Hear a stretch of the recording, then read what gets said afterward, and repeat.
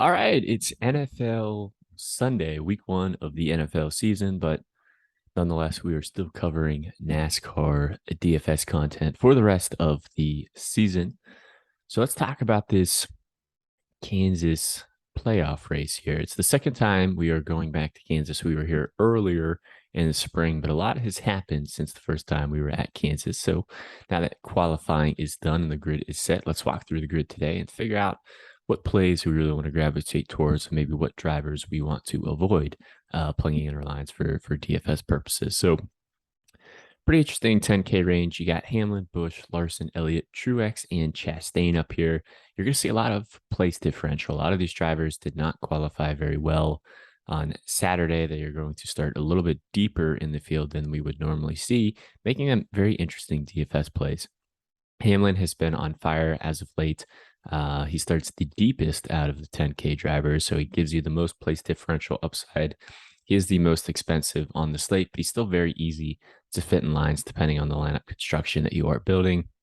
If you are playing Hamlin, you are expecting him to move forward throughout this race and be a contender in probably stage 2 or stage 3. If you are playing Hamlin, you need to pair him with a early lap leader, maybe someone like Reddick, Logano, Bowman, Bell. We'll talk about some of those drivers as we get a little bit further on the slate. Kyle Busch is a nice pivot option off of Hamlin, or a nice driver to pair with Hamlin. He's another JGR Toyota, at least for this season. Hopefully, news will break soon about where he's going for next year. He gives you a lot of place differential too. He doesn't give you as much place differential upside as Hamlin. However, Kyle Busch does have the a little bit of a better driver rating as far as intermediate tracks that we are looking at for comparison. And his practice times were slightly better than Hamlin. So if I had to pick between the two, I'm probably going to lean on Kyle Busch, but both of them are very high interest for me. I'm definitely going to have a lot of ownership there. Then you get to Larson. Larson is, you never really know what to do with Larson these days. He always shows excellent speed in practice. He has the second best lap averages over the 20 lap and the 25 lap, meaning that he has a pretty good long run car. He starts right around where he always tends to start, right around this, 5th to 7th, 7th to 8th place range. He starts 7th today. Looks like a strong dominator option, but for whatever reason, once that green flag waves, he just seems to struggle. He has not paid off his price tag in a long, long time. However, I'm still going to have high interest there. It's hard to ignore those practice numbers. It's hard to ignore his qualifying times, and it's hard to ignore the upside that he has. But I can easily see you fading Larson today, especially with Hamlin and Busch offering you so much place differential upside. Chase Elliott also offers a lot of place differential upside. He just does not seem to have the type of car or the speed that JGR Toyotas have. So you can't play all of these drivers, but if I had to pick, I'm still going to go with Hamlin and Busch over Elliott. I think Truex is an interesting option for GPPs today. Just missed out on that second round of qualifying, starting 12th. We know how good the Toyotas are at the intermediate tracks. Truex is not in the playoffs, which might keep his ownership down a little bit, especially when you see the starting positions of some of the drivers around him. So I think Truex could be that one driver in this range who kind of just gets, avoided, whether it's on purpose or indirect. I think his ownership's going to be a lot lower today than it should be. Ross Chastain looks like a great dominator option today. He starts 5th. He does have the best driver rating at the intermediate tracks that we are looking at for comparison. His practice times are very similar to Christopher Bell's. Starts a little bit further towards the front of the field. I can see him just maintaining that track position. And eventually, if he does get out in front in clean air, I can see him maintaining and leading you a bunch of laps. But the driver who probably has the best chance to lead laps today is Tyler Reddick. Reddick was the fastest on the single lap, the 5 lap, the 10 lap, the 15 lap, the 20 lap, the 25 lap. You name it, he was P1 across the board. When it came time for qualifying, he backed it up again and put the car on pole position. Now he's $9,800, so he's super easy to fit in lines. It's really easy to play Reddick and pair him with some of the 10K place differential drivers like a Hamlin and Busch that you think might be up closer towards the front of the field as this race progresses. Reddick's ownership is going to be through the roof today. It's hard to ignore what he was able to do yesterday was as far as practice and qualifying goes. But he's going to carry a lot of ownership. So if you're building one line or if you're doing a 3 max, I think Reddick has to be in your line. But if you're getting up to, a 20 max today, or especially 150 max, you're going to have some lines that don't have Reddick in it. If for whatever reason, if he has an issue, mechanical issue, gets into the wall, blows the tire, penalty on pit road. You never know what it could potentially be. You can't just assume that one driver is going to go out there and just dominate the race. But that's obviously what we're trying to do today to try to figure that out. But so Reddick's going to be a great play for single lines. I'm going to have a lot of ownership there. But if you aren't playing Reddick, who are some other drivers that might be able to get out front and lead you some laps? Well, I think the driver priced right below him, Christopher Bell, is a potential pivot play off of Reddick. Bell has been qualifying really great as of late. He starts, in that second row. He didn't run a ton of laps in practice, which is a little concerning. But all of the laps that he did run were inside the top 4. He also qualified 4th, so not really too concerned there. More of a GPP option for sure. Now, Logano is the more contrarian play, or maybe the pivot option off of Reddick. Logano's been another driver that has been qualifying really well as of late too. He starts second. So for whatever reason, if Reddick isn't able to get that early jump, who's right there to take advantage? Well, it's going to be Joey Logano. The only concern with Logano is his practice times weren't really great.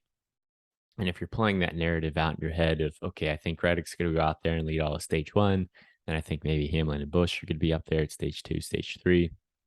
Well, if Reddick's out there leading laps, picking up the fast laps, it's taking points away from drivers like Joey Logano. And the only other way to score points is through place differential and finishing position. Well, Logano doesn't give you any place differential upside starting second. And, if you still think he finishes around the top 5, he might be an okay play, but for $9,300 starting second, we're going to need some dominator points there. With how confident I am in Reddick, it's just going to be hard for me to get to Logano. Byron's another GPP option. He starts 9th, gives you a little bit of place differential upside. He's pretty cheap, easy to fit in lines. He's not going to be a very popular pick today just because of where he starts and how much place differential other drivers on the slate offer him. But I think, if you're building multiple lines, I think you should sprinkle some ownership on Byron. Blaney is going to be a high interest for me, though, jumping down into this 8K range. He's cheaper than most of the place differential plays in the 10K range. Maybe doesn't have the same chance or probability of being a lap leader like a Hamlin or Busch have.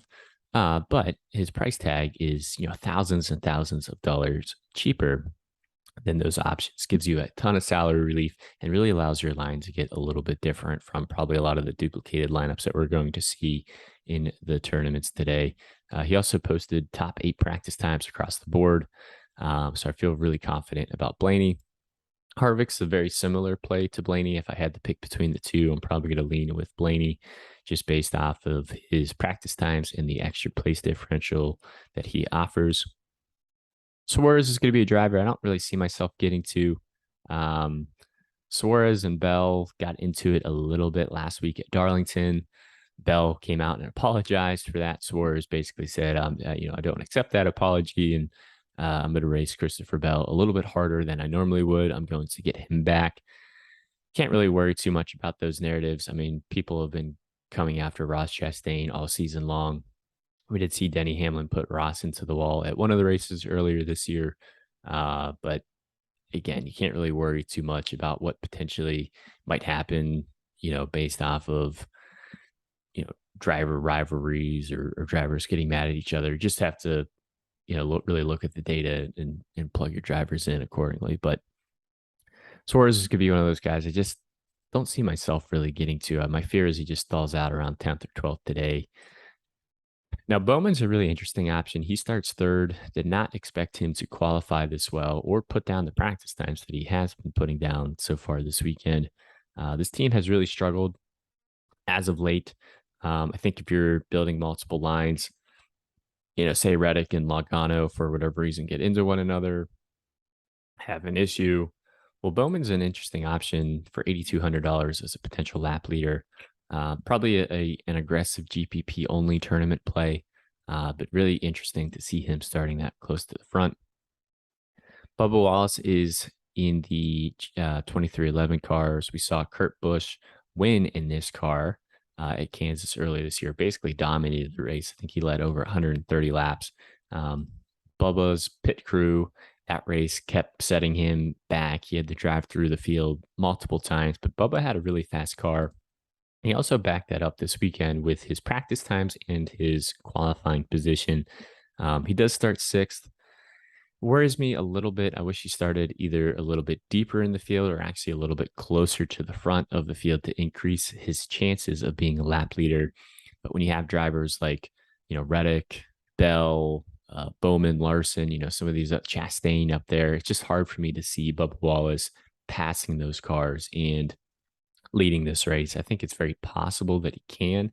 I just have a hard time feeling confident that he will be able to do that. Jones won last weekend. Really cool race win for him. That 43 car has not been in victory lane in a long, long time. However, looking at this weekend, his practice times weren't great. Qualified 24th, also not too great there. So more of a place differential option if you need a driver, kind of falling in this range. But for me, I'd much rather take the upside that a lap leader like Bowman or Wallace offers you for just a few $100s more. Austin Dillon's another interesting tournament play. He qualifies 11th right outside. Just missed that second round of qualifying. Probably runs around 8th to 12th today. If things get a little bit crazy at the end, I could see him taking advantage, getting a better finish, but he's just trying to have consistent days to advance into the second round. Cindric and Briscoe, not really going to be too interested today. I just don't think they have much upside with their starting positions. Now, Ty Gibbs is an interesting play, and I am very interested in him. He's cheaper than Bubba Wallace by $800, and he starts 10 spots further back. So there's a little bit more safety there. Now, if you're playing Gibbs, you aren't expecting him to be a lap leader. I don't think you really expect him to pick up a lot of fast laps, although I think he could pick up a handful. But for $7,200 for a car starting 16th and a driver that posted really great practice times, he actually had the second best 15 lap and the third best 20 lap average. I really like the value that you're getting from Ty Gibbs for $7,200. So I still like the 2311 cars, but I just think Gibbs is a little bit safer. But obviously, Bubba Wallace is going to give you a much better lap leading dominator potential there for $8,000. So I like both the JGR or 2311 cars. And then getting down to the bottom of the slate, Keselowski is going to be probably a decent pivot option off the Almirola and Stenhouse chalk. If you're playing Christopher Buescher, you're expecting him to stay inside the top 10 all day long. I just think for $100 more, you can get a little bit more safety with Keselowski there. McDowell's going to be kind of the odd man out of this 6K range. He starts 23rd. Didn't really have great practice times, kind of back that up in qualifying. Almirola and Stenhouse both were not able to take a qualifying time, so they start at the very tail end of the field. They're going to both be extremely high owned. I would plug both of them in for cash games. I still like them for tournaments too. Gregson and Custer are also other pivot options if you can't get all the way up to Keselowski. We know how high owned Almirola and Stenhouse are going to be, so maybe if you think Almirola doesn't run well, or maybe you think Stenhouse, has issues again, well, what's a way to get some leverage on the field?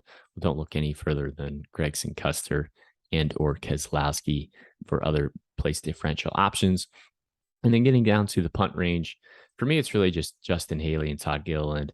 I think Haley has higher lap or finishing potential upside, and Todd Gilliland just gives you a little bit more safety there with his starting position. So that's going to do it for our Kansas Cup Series picks. We'll post this up on our Twitter page, the spreadsheet here.